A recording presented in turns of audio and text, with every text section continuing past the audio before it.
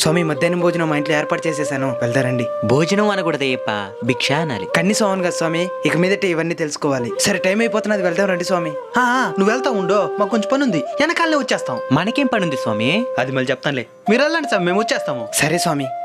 మంచి వెజిటేరియన్ హోటల్కి వెళ్దాము పద. ఆ స్వామి ఏర్పాటు చేస్తున్నాడు కదా స్వామి. నేను వాళ్ళ ఇంట్లో తినను స్వామి. ఎందుకు? వాళ్ళది వేరే కులం. మాలలో ఉన్నారు స్వామి, ఇలా మాట్లాడడం చాలా తప్పు. తప్ప ఒప్పో, నేను వాళ్ళ ఇంట్లో తిన్ను, వాళ్ళ పూజకి కూడా రాను. మాల వేసుకునేది మనలోని దుర్గుణాలను జయించడానికి. అలాంటిది మాల వేసుకున్న తర్వాత కూడా ఇలా కులపిచ్చి చేపిస్తే ఆ అయ్యప్ప స్వామి కూడా క్షమించాడు.